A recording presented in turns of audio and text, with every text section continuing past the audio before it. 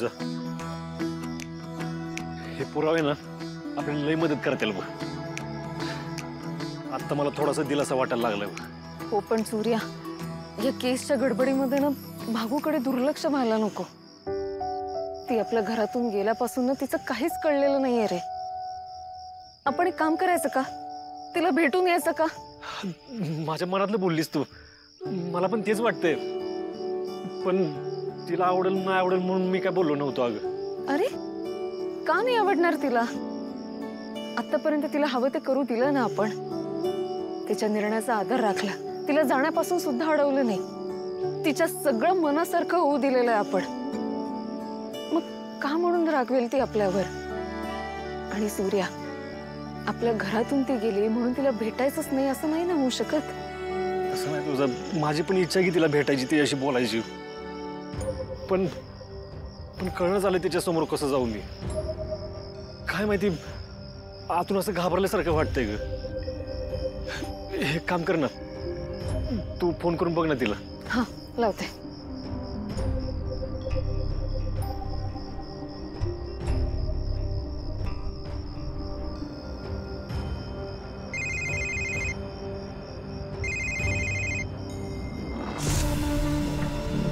Hello, बोला madam. बेळगावकर, तुम्ही गाव सोडलात का? नाही अजून, ती थोडी कागदपत्र राहिली होती म्हणून आलो होतो इथं. ऍक्च्युली ना आम्हाला भागूची खूप आठवण येत होती, म्हणून तिला जरा भेटायचं होतं आम्हाला. काय तुळजा मॅडम, हा आज सकाळी तर भाग्य आमच्या बरोबर आली ना. तुम्ही ना लईच काळजी करताय बघा तिची. अहो आमच्या घरी ती एकदम सुरक्षित आहे. हा कशाला एवढा विचार करताय? बेळगावकर, ती तुमच्या घरात सुरक्षित आहे यात काही वादच नाहीये. पण आमची पण कुणीतरी आहे ना ती, आणि एवढ्या सहज थोडी ना काळजी सुटणार आहे. आणि काय हो, तुम्ही जर गावातच असाल तर मग भेटायला काय अडचण आहे? नाही अडचण काय नाही, थोडा पुढचा मार्ग आटोपता घ्यायचा होता म्हणून म्हटलं. बरं ठीक आहे, आपण असं करू, मी तुम्हाला लोकेशन पाठवतो, तुम्ही या इथं. हा हा चालेल. भेटतो म्हणले. भागू, अगं तुझे दादा आणि वहिनी लयच काळजी करतात बाबा तुझ्या. तेजू अक्काला सांगितलं होतं की दादाला काही सांगू नको. तिने सांगितलंच नाही. दादा उगाच काळजी करत बसतो.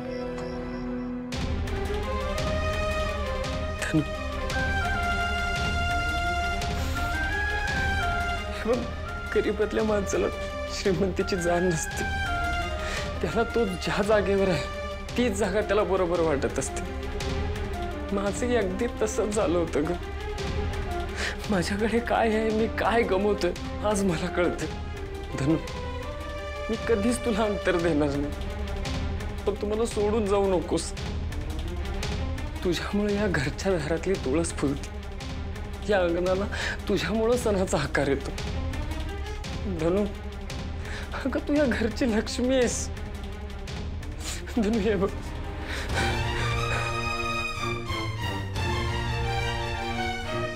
त्या दिवशी तू तुझ्या केसामध्ये सुकलेला गजरा माळत होतीस. तुला मी वचन देतो, मी आपलं नातं कधी सुकू नाही देणार. आणि हे सगळे आता हे झाले त्याच्यामुळे म्हणत नाहीये. जेव्हा जेव्हा मी तुझा विचार करतो, आपला विचार करतो, त्यावेळी मला जाणवले की तू फक्त माझा विचार करतेस. तू मला जीव लावतेस, माझ्यावर प्रेम करतेस. आणि मी त्या खोट्या प्रेमाच्या मागे धावत राहिलो. धनु, तू मला जीव लावलंस, माझ्यावर प्रेम केलंस.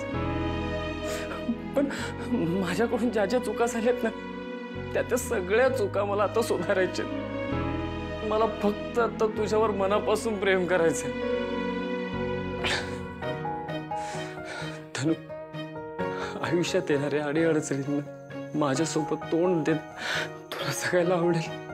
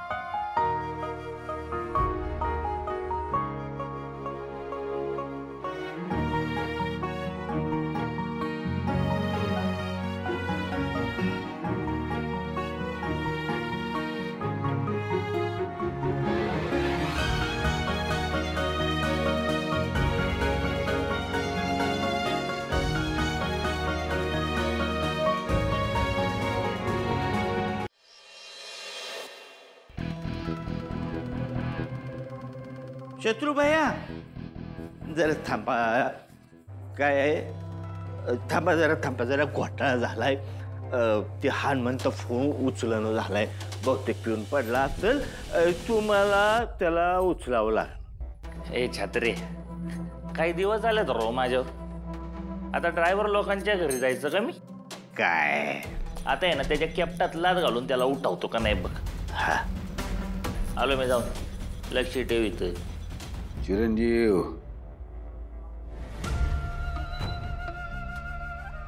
जे काय कराल ते सांभाळून करा.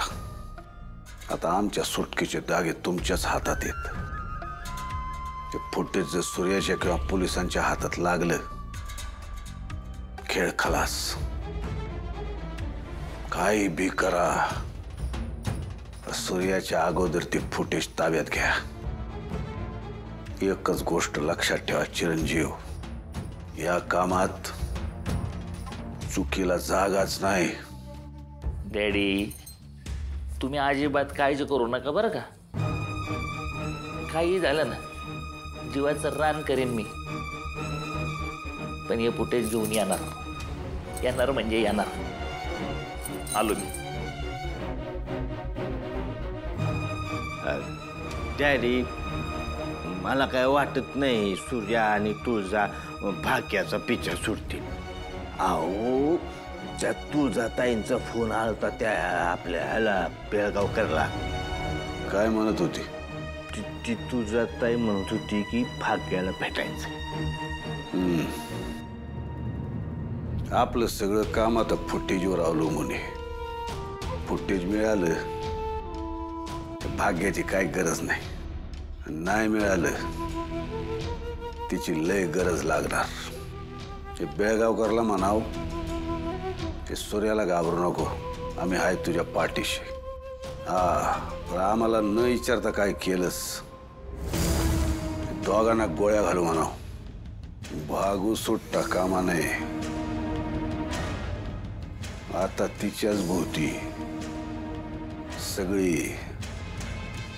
सगळी गणित आहेत आपली.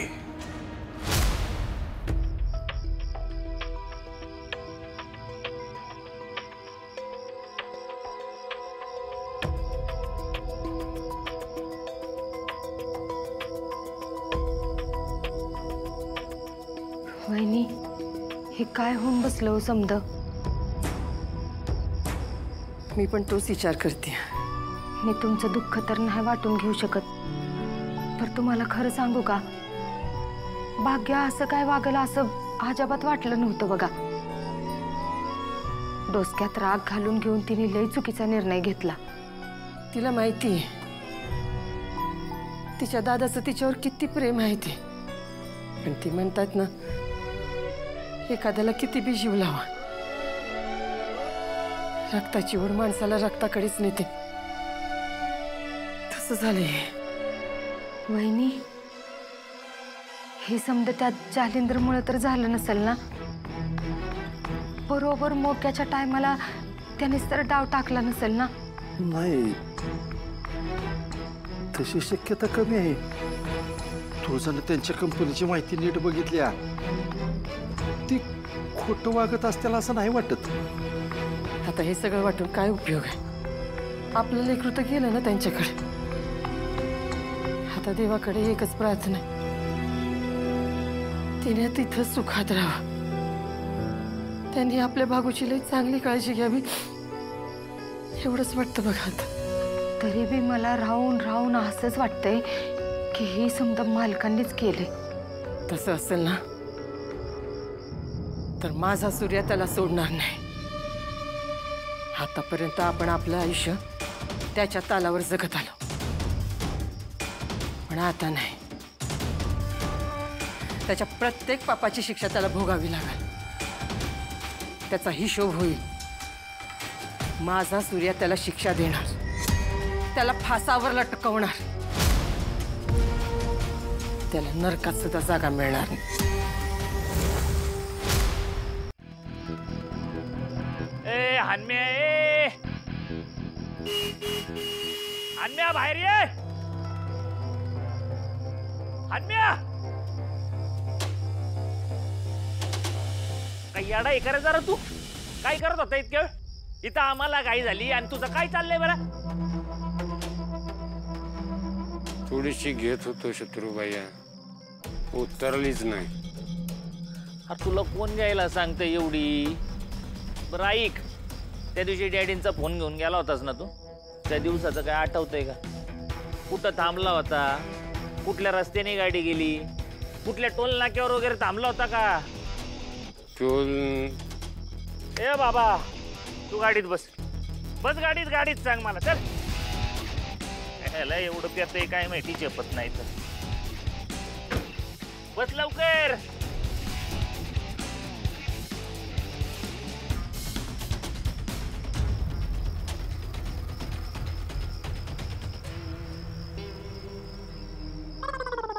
चला उड्या, आज दुकानातली सगळी कामं मी केली.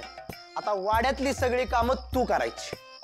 सगळी कामं मग भरण्या साफ करून ठेवल्या म्हणजे सगळी कामं केली का? काजू, इथं मला कामात मदत करायची तू. ए मदत बी देत नाही. इथं मला कट्टाळा आलाय, माझं अंग दुखतंय लई. ए काम करायचं तू. तांब्याला माझं कट्टाळा आलाय, काम करायचं. शांत बसा. मी जी कामं सांगेन ना ती सगळी कामं करायची, कळलं का? जा हातपाय तोंड धुवून घ्या, मी येते. जा, बघू नको, जा. आई हे लय वैतागले असतील, मी काहीतरी खायला देऊन येते त्यांना. आले. राजू थांब. 2-3 दिवस झाले मी बघते पायात चप्पल नाही घालत तू. काय व्रत वगैरे ठेवलेस? काय ग, काय बोलते मी? बोलत का नाहीस? देवी आईची शपथ आहे तुला. नक्की तुझ्या मनात काय चाललंय सांग बरं मला. अगं काय नाही, ते प्रसादला बरं वाटावं म्हणून व्रत केलेलं. पण तुला का व्रत ठेवावं असं वाटलं त्याच्यासाठी? नक्की काय चाललंय तुझ्या मनात? हे बघ, तुझ्या दादाला लई टेन्शन आहे. त्याच्या काळजीत उगाच भर घालू नकोस. सांग मला नक्की काय चाललंय तुझ्या मनात? अगं तुला जसं वाटतं तसं काहीच नाही. म्हणजे मला प्रसादने गुंडांपासून वाचवलेलं. तो मनानं खूपच निरागस आहे. त्याला बरं वाटावं एवढंच वाटतं मला. त्याची काळजी वाटते म्हणून मी व्रत केलं, बाकी काहीच नाही. नक्की विश्वास ठेवते मी तुझ्यावर. पण पोरी लक्षात ठेव, मन भटकायला येळ लागत नाही. स्वतःच्या मनावर ताबा असायला पाहिजे. आणि जे काय करशील ते दादाचा विचार करून कर. बाकी माझं काही म्हणणं नाही. जा.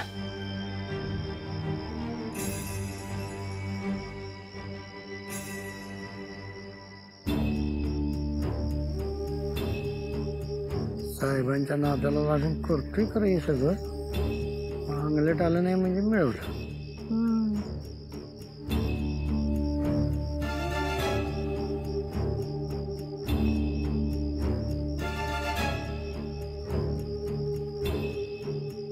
या या या सूर्यकांतराव, तुमचीच वाट बघत होतो.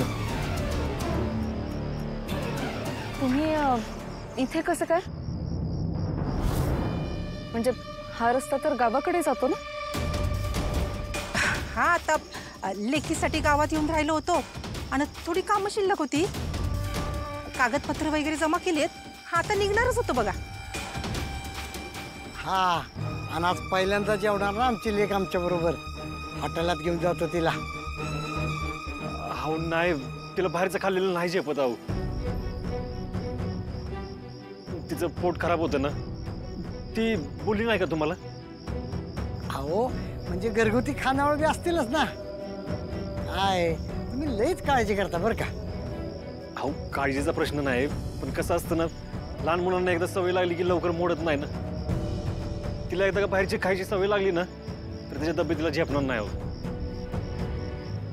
अहो, बरं नाही घेऊन जाणार तिला बाहेर जेवायला. झालं का तुमचं समाधान? बरं, आम्हाला भागूला भेटायचं होतं. कुठे आहे ती? ती काय गाडीत बसली.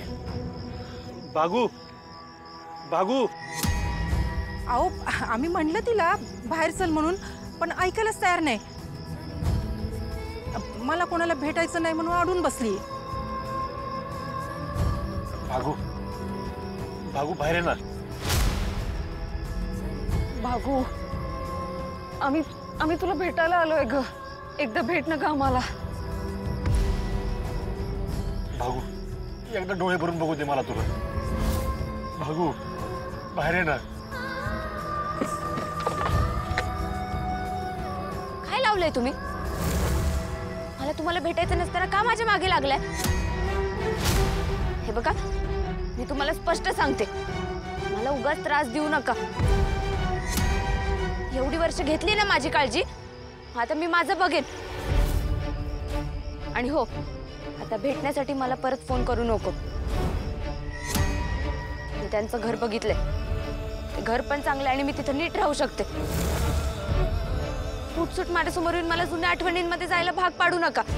त्या सगळ्याचा त्रास होतो मला. वहिनी, बाकीच्यांना कळत नसेल म्हणून तुला सांगते, मला त्या घरातल्या कुणालाच भेटायची इच्छा नाहीये. ऐकून घे ना माझं. भागू भागू भागू भागू तुम्ही नका मनाला लावून घेऊ. बरं, आम्हाला आता निघायला पाहिजे. येऊ का? काय लागलं तर कळवा. येतो.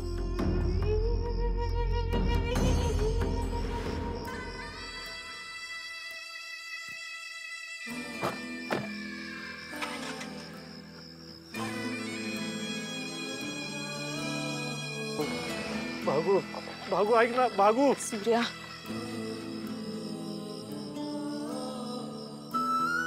तुझं नशिबाला कोसू का स्वतःला कोसू तेच कळणं झालंय मला. नशिबानं या वळणावर आणून ठेवलं ना मला की स्वतःवरचा विश्वासच तुटायला लागलाय माझा. अगं ती पोरगी लहान आहे का? तिला नाही काय कळत. ठीक आहे आमचं नातं खोटं असेल, पण म्हणून मी एवढ्या वर्षाचे प्रेम केलं ते काय खोटं होतं का? भागू जाण्याआधी एवढा तरी विचार करायचा होता की ग तू? आपल्या हातात जे काही होतं ते सगळं केलं आपण, आणि इथून पुढे सुद्धा करत राहूया. आता आपल्याला भागूला भेटायचं होतं, तिची खुशाली विचारायची होती, ते विचारलं. तू नको आता काळजी करूस. आणि अरे, आपली भागू हुशार आहे. जर काही चुकीचं असतं तर मग ती आत्ताच बोलली असते ना आपल्याला. सूर्या, ती जर त्या माणसांसोबत खुश असेल तर मग ह्याच्या पलीकडे काय करू शकतो ना आपण? तू नको जास्त विचार करूस. आणि आत्ता मला असं वाटतं की आपण फुटेज शोधण्यावरती भर देऊया. एकदा का ते फुटेज आपल्या हाती लागलं ना की मग आपले बरेचसे प्रॉब्लेम सॉल्व्ह होते.